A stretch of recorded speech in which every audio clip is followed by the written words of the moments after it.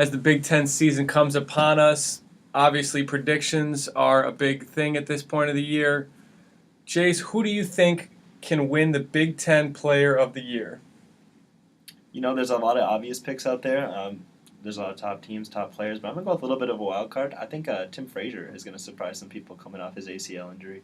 Obviously, he was a top player in the conference before that. And playing for Penn State, you can kind of fall under the radar a little bit, but so far this year, he's came back strong from his injury, averaging over 19 points a game, 7 assists. He's going to get a lot of opportunities to put up the ball. He's a scorer. He's a talented guard. He can do pretty much all of it. I think he could really lead that team. And if they can maybe move up to the point where they finish 8th or 9th in the conference, and a lot of that's credited to him, I think he could be a surprise pick. Absolutely. Obviously, Penn State's going to run the majority of their offense through Frazier. Luke, who do you think? I'm going to pick who I think is the best player on the best team.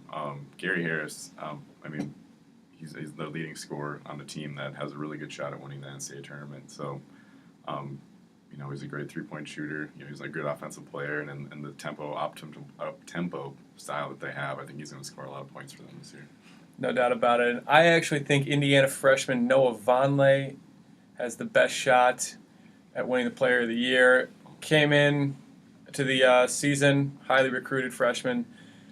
Started off the season 4 straight double-doubles, averaging just under 14 points, just under 10 rebounds a game. I think if he averages a double-double, Indiana's going to go through him. He and Yogi Ferrell and Will Sheehy are going to be called upon to score the ball for that Hoosier team. And I think Vonleh has arguably the most talent in the Big Ten. And if they go to him and he continues to put up monster numbers, I think he will win Big Ten Player of the Year. Now, is Vonleh better than Zeller? I loved Cody Zeller. I thought he ran the floor better than any big man I've ever seen. I think on a pure skill standpoint, Vonleh's better. But what do you guys think about Andre Hollins' shot at winning the Big Ten Player of the Year? I wish. You wish? I wish. Yeah. I don't know. He's fun to watch. I'm glad he's on our team, but there's too many guys that are better than him. Mm-hmm. Jace? He gets into those jump shooting phases, and when he hits them, it's electric. But, I think Minnesota's going to spread it out a little bit more than a lot of teams are, and I just don't see him putting up the production and Minnesota having enough wins to kind of counteract his production being a little lower than some other players. So I don't really think so, but...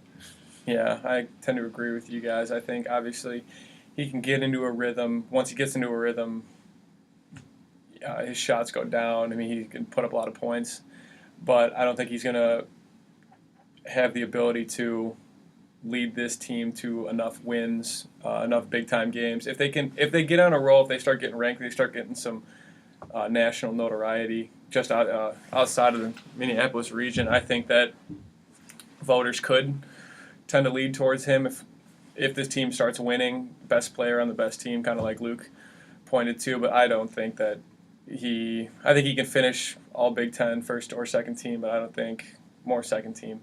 Yeah, I saw him finish on third team for a lot of those preseason projections, and he was absolutely on fire in the NCAA tournament. So if he can play to that level, he definitely seems like a first-team candidate. Yeah, absolutely. Okay, there it is. Some great